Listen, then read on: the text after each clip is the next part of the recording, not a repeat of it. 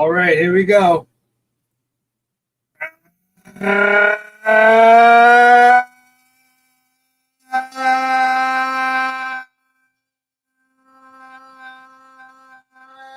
evening, everybody. Welcome to another edition of Angie's Angles. It is July the 24th in the year of my Lord 2025. Harold Clark, I am doing stand. Welcome, fellas. Welcome to the Midsummer Classic of Angie's Wings, Bourbon, and Cigars. And in honor of that day, I'm not drinking Hennessy. I'm not drinking Guinness. I'm drinking bourbon. Angel's Envy, Harold. I found a bottle of Angel's Envy, believe it or not. So we're here at Smoke Therapy. Oh, Clark, sorry. I thought they were losing. Good job, Clark. So we're here at Smoke Therapy, 215 Ronkonkoma Avenue, Ronkonkoma, New York. For those Angie Angles regulars and in the know, I run an Angie's Angles Wings, Bourbon, and Cigar Night twice a year. We do a Midsummer Classic, and then we do the winter right during the winter break for my job, sometime in December. So if you're ever in the neighborhood at any time in the summer or in the winter, let me know, and we'll get you included into the Wings, Bourbon, and Cigar Night. So Angie's Angles, The Chase. The title tonight is The Chase. And we all know what The Chase is. It is Pete Alonso's quest to overtake one Darryl Strawberry as the all-time home run leader for the New York Metropolitans. He is 4 shy from tying, 5 from winning, but more importantly, some fun facts or two to bring to you. Darryl hit his 252 home runs in 8 years. Pete's been playing 7, but if you really take out the COVID year, where it was only 57 games that he played in during the COVID year, Pete's really on the cusp of breaking Strawberry's record in 6.25 years compared to the 8 years that Strawberry played. So that speaks volumes of one Pete Alonso's prodigious power. Hey, Officer Lennon, welcome back, Officer Lennon. You've been on a long hiatus. We welcome you back with open arms. We don't judge. We just celebrate. So Pete Alonso was part and parcel of our victory yesterday. Hey, Harold. I am trying to stand. What's up, buddy? We're just discussing Pete Alonso's quest to overtake Darryl Strawberry as the all-time home run leader for the New York Metropolitans. He's got 4 to tie, 5 to take the lead. If things go well, by this time next week, we'll have that accomplished. Ray Hughes is in the house, literally and figuratively. What's up, my brother, Ray? I'll be out there in the lounge momentarily. I wanted to thank those friends of mine that came out tonight to celebrate Angie's Angles, Wings, Bourbon, and Cigars. It was a low-key crowd tonight, but a lot of people on vacation. Had a couple people canceled due to this appointment or that appointment. It's understandable. We normally run with 10 to 12 guys, and it's been really pleasant. Even with the 5 guys we had tonight, it was more of an intimate setting. We all laughed and had wings from BLDs, which are the best wings, in my humble opinion, anywhere on the island. So we wake up this morning not only watching the chase by one Pete Alonso, but in sole possession of first place. You gotta believe, like they said back in the day, right? So this team is part enigma, part amazing, and part, like I call them, the pyrites. Pyrites that we all know is fool's gold, right? That's the chemical term, the clinical term of fool's gold is pyrite. And the Mets will take 2 giant leaps forward and take 4 backwards. And that's been my life with the New York Metropolitans. Ups and downs, and when you think you had it in the bag and you don't, and when you think you're out, you're not, you're in, and they come back and win it in prodigious fashion.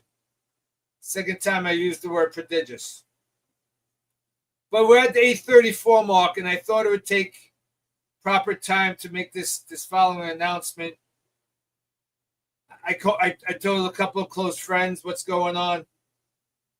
You might all find this to be somewhat of a shock. Hey, Mark Brooks, what's going on, my brother? I have some news to share with you all. Nothing earth-shattering, nothing health-wise, thank God, knock on wood. But perhaps, maybe for the second time in my life, maybe, probably not, but for the first time in my life. And let's go with the first time in my life. And I need you all to help me out. I need you all to stand up, take a deep breath, and shout. Follow my lead, guys. Let's go, Skankies! Let's go, Skankies! Beat the filthies, for God's sakes! Do your neighborhood friends a favor and sweep the goddamn filthies, for God's sakes. We really need to destroy them, you Yankee people.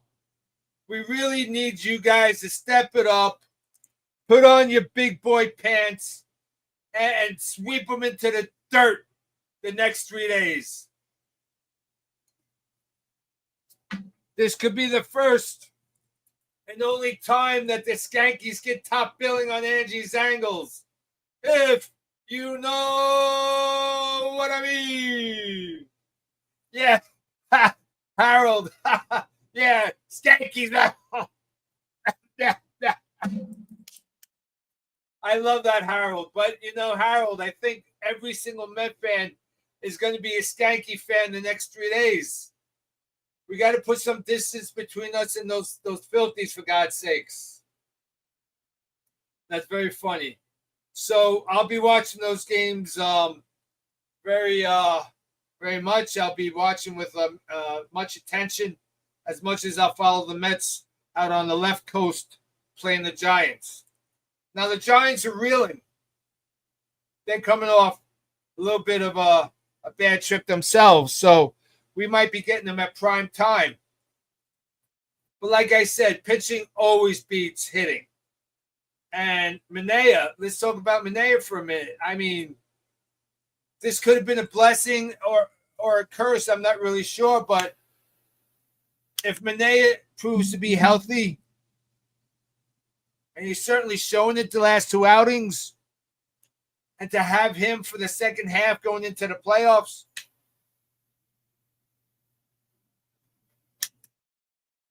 I think it's going to be just fine for the New York Metropolitans. Now, we got the trade deadline approaching, and Harold, I heard that there's a lot of chatter going on with Seth Lugo going to the Cubbies. That would be a good get for you guys. He's a good quality pitcher. He's having a pretty decent season, and if the Cubbies could add that to the rotation to make up for the guys that you lost due to injury, that's going to help you out in the second half and try to overtake those Brewers. Harold Sanderson, the enemy of my enemy is my friend. Yes, sir. Yes, sir. Let's put that on the big screen, Harold. And no big enemy of mine than the damn Skankies, for goodness sakes. So listen. I'm not a big fan, as we all know this, right? Oh, Clark wants us to know that his team needs 3 new starting pitchers. That's funny. Eric Floyd is in the house. What's up, Eric? I believe it's the Cubs that your kid's little league team is the Cubs, Eric. Correct me if I'm wrong, but I think it's the Cubbies. You got to fill us in how they're doing. I tell you what, Clark, and my Angie's Angles fans, if the Skankies take 2 out of 3, next week I'll wear a Matsui jersey with a Yankee hat to do my podcast. 100%. You heard it here first. It'll be a first time for Angie's Angles repping the Skankies. Harold, I got to take another shot. That's funny stuff right there. So we're talking about the the new playoff format where it kind of mimics football and hockey to an extent, where everybody and their grandmother that's got a 4-game above 500 average makes the playoffs. So it makes the trading deadline more interesting, in my opinion, right? Because you got teams that really aren't out of it yet, unless you're the Colorado Rockies, who I just saw. They haven't hit 30 wins yet. We're at game, 104. And they haven't hit 30 games, victories. I mean, how do you wake up every day and put that uniform on? I don't get it. I don't get it. Well, I appreciate that, Eric. I appreciate that. Let's put you on the big screen. Eric says I'm making him a Mets fan. I love you, Eric. We got room for everybody. Eric Schuster, I think the Bauer train has left the station empty, my friend. I think he's going to have to live out his life overseas, and that's a travesty. We've discussed that ad nauseum on Angie's Angles. So yesterday I had the pleasure of playing golf with my two bosses from LIBUO, the umpiring organization that I belong to, that I'm honored to call one of my side hustles. I was able to play golf with Bill and Leo, and then my friend from Adelphi who's moved on, John Jordan. We played at the Cherry Valley Country Club. It was a fantastic day. Fantastic day. It was wonderful. Couldn't have asked for a better day. So, hey, Danica. Hey, what's up, Danica? How are you? So we've got approximately, how many games we got left? About 50, 58 games left or so, 57 games. And we're sitting in first place with a half-game lead on the Phillies. Much to my amazement, the Atlanta Braves are 14 games out with the Marlins ahead of them. I made a little gentleman's wager with one Kevin Elliott. Kevin Lennox down in Hollywood, Florida. I said he bet me that the Marlins will not have 70 wins by the time the season is over. I said absolutely. They have to go 500 and they're in. Even less than 500. 4 games under 500 and they're in with the 70 victories. So, the Marlins are a surprising team too, right? I don't think they have any playoff ambitions, but they're a spunky team, and they've got a lot of unknowns on that team that could be trade bait and bring back a bigger score for them. But they're posting a winning season. They're currently in third place in the National League, and who would have thunk that at the beginning of the season? I mean, the Nationals with their young kids are struggling big time, and predominantly from their pitching. They really didn't have great pitching, except for Mackenzie Gore, who's just been lights out. But you never know, and that's why we have to play the games, because any given team could be any given team on any given day. And I say that ad nauseum all the time on Angie's Angles.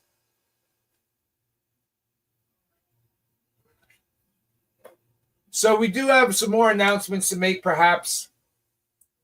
I'm not going to reveal it right now, but Angie's Angles might be growing a little bit.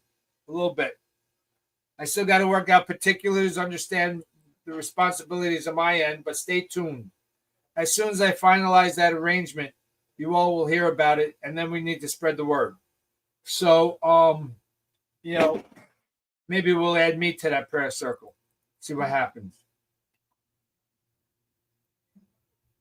So my fear is that we go to San Francisco, and one Wilmer Flores, who ranks in one of my favorite Mets ever in the list of Met players. I mean, for the guy to just cry openly in the field when he heard that he was being traded from the only team he's ever known as a kid. I mean, he came into the system young. and to have that raw emotion says a lot. And Wilmer Flores was a very, very, very, very serviceable shortstop.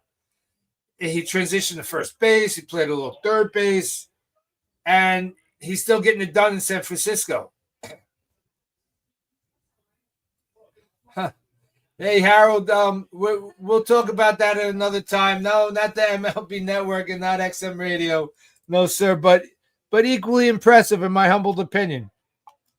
So we're just going to try to work out some of that minutia that needs to be worked out and hope to find a home, and we're going to see what happens. And I'm not revealing the particulars because it's still a work in progress, and I don't want to jinx myself, and I certainly have to work on my show and the content a little bit better. And I might have to broaden the scope of the dialogue. I'll still have a segment on the Mets for sure, but then we're going to have to encompass the entire MLB to bring in a larger, bigger audience. So we'll see what happens. We'll see what happens. So we are sitting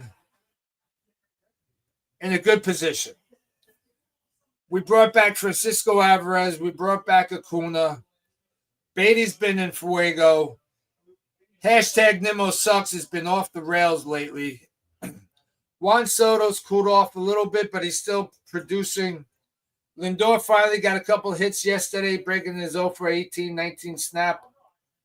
Alonso with the 3-run blast yesterday, although he's still batting in the month of July like a $160, $172. And we still managed to be a half game in first place. And that was really indicative of the amazing start we got, and everybody else was tumbling at that time. So now's the time for us to put the pedal to the metal. We need to accelerate our production. We have to, and I was screaming about this the other day. I really still think they take too many first pitch fastballs right down the plate. I think they need to change their approach. And I don't understand why the coaches aren't seeing this. I mean, pitcher after pitcher after pitcher realizes that taking the ball. I mean, Juan Soto takes every ball right down the middle of the plate. It's a given, so it's 0-1 right off the bat. They have to adapt. As much as I despise the guy as a human being and as a person, but as a ball player, I mean, Pete Rose, first pitch he saw that was hittable, he was swinging. Vlad Guerrero Sr., he didn't swing at a pitch that he liked or didn't like. He swung at everything. Possibly the second best bad pitch hitter in Major League Baseball, second to Yogi Berra. Another skanky, by the way. So Clark wants us. Clark is being optimistic. Keep in mind that the Redbirds were 10 games behind the Fleas with 30 to play in 64 and won the World Series. Oh, what year was that? Was that when Herbert Hoover was president? Clark, just asking for a friend. Yeah, Harold, I think that's got to be taught more. When I coach baseball, first pitch, best pitch. I scream that at my team. First pitch, best pitch. It could be potentially the best pitch you see in that sequence. Now, not all the time, and you have to have discipline. Oh, LBJ, or was that Abraham Lincoln, Clark? Ribbon Clark a little bit with the ancient history lesson that he's given us. I'm a big believer in the first pitch, best pitch. I'm a big believer. So, as a hitter, and kids, if you're listening, you got to tune into this. Create your hot zone. Where's your hot zone? You're a high ball pitcher, you're a low ball pitcher, you're outside corner pitcher, you're inside. You gotta say, if it's in any of those hot spots, I'm swinging. And most of the time, it's going to be right down the middle of the plate because the pitcher at that age level, or even in the majors, wants to get ahead on you because then they own that at bat. They own that pitch sequence. They own that entire series of at bats right there.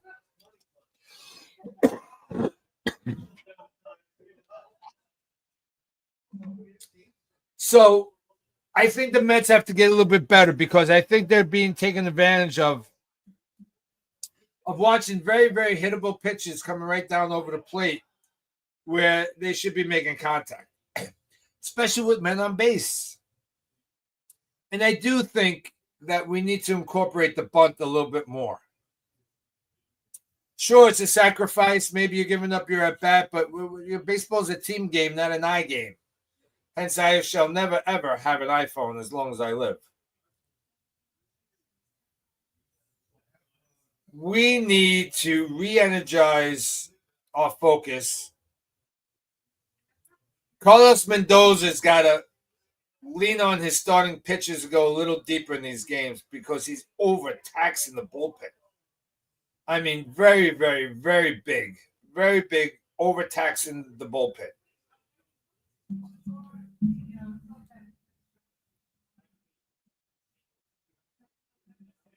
Don't forget the Mets. I was in the hospital recovering from a surgery when Willie Randolph was the Met manager, and I don't know, what were we up?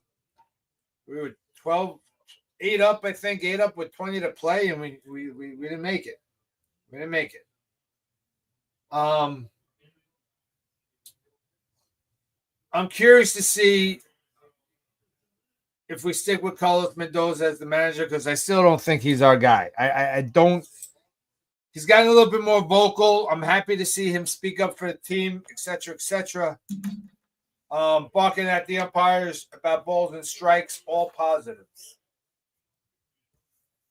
I wanted to give a little update. It was ironic. I got a phone call tonight from Jim McGowan, Mr. McGowan, who's still recovering from all his cancer ailments. He's getting stronger and better, and we're going to make a road trip. It won't be on a Thursday. It'll be another night, and I'll do a Mr. McGowan podcast with him from his home. So stay tuned for that. You know, I'm going to pick a night. I'll broadcast it, let everybody know we're going to be on there. Maybe you guys could jump on for a minute or two to wish him well and send your regards and your well wishes. And he'll co-host with me for Angie's Angles on the special Mr. McGowan podcast. So that'd be good for him to do with me. I'm going to sneak some bourbon into the house. I believe it's Jameson I got to bring in. I believe that's what it is. And maybe I'll bring him a De Nobili, a little short Italian cigar.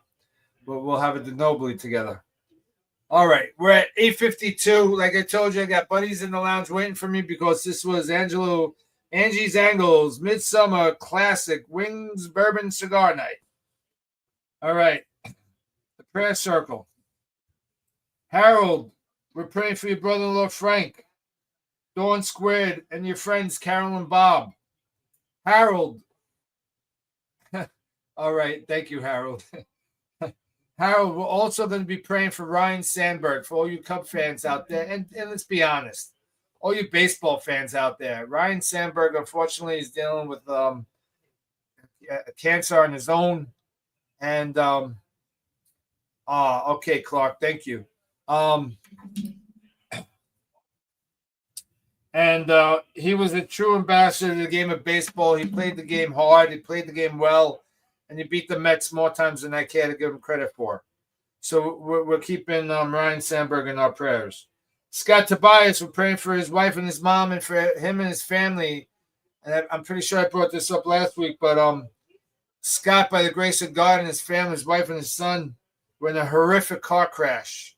They ran skidded off the road, tumbled through the trees. The car was completely wrecked, and all three of them walked away amazingly safe, and we thank God for that. Linda, Grandma Stein, we're praying for your dad, for yourself, young lady. Mark Brooks, congratulations again on 40 years of marriage with Tony. And you got to stop falling, Mark. You got to maybe make yourself one of those own walking sticks or grab it and lean on it, brother. We're praying for Kevin Elliott as he faces his health challenges. And for a guy that talks to Kevin daily, if not more than daily, he's a fighter and a trooper, and he's taking steps to get himself on the right road. To the Krause family, and I believe it's forgive me if I'm wrong, but I think it's the anniversary of Aubrey being cancer-free in remission. So we're praying for the Kraus family that Aubrey, their daughter, remains healthy. Clark, we're praying for your brother-in-law, Brad, and your daughter, Kennedy, on the loss of her dog, her very best friend. And listen, that hits me hard because when I'm in bed with Nilla, laying next to me, I whisper, "Don't get any older, Nilla, because I don't know if I could survive without you." Because dogs truly are man and woman's best friend. God's gift to the human race of dogs.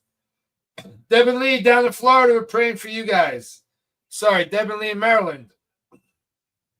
Mary and Bello out in Las Vegas, we're praying for your mom. Larry Levy, we also pray that your wife Frida remains in remission. Mr. McGowan, sir, we got your 6, and Mr. McGowan, I'm coming to you. You're not coming to me. I'm coming to you, sir, with the oh my God, with the Jameson. Sorry, Harold, for ruining the including Jameson as a bourbon. So what is Irish whiskey, right? That's what it is. I'm a vodka guy, so I'm a novice to this. Although I'm drinking the Angels Envy tonight, Harold, in your honor. Big John, Smoke Therapy Lounge. We're praying for cousin Richie, Phil's Nona, your brother Angelo's friend Dave. John Vitale, we're praying for you, my friend. You had a discectomy surgery recently, and you just let us know everything's well, and you'll be back next Thursday, so that's going to be fantastic. Joanne, our friend here at Smoke Therapy, we're praying for Angel, who had an eye stroke. Mike C., another buddy here at the lounge, we're praying for your dad. Ralph, we're praying for your Aunt Doris. We're praying for you, Ralph. Ralph is making a comeback. He battled a pretty serious injury himself, and he'll be back at the lounge next Thursday. Peter O'Shea and Shani, we're praying for you guys down there in Florida.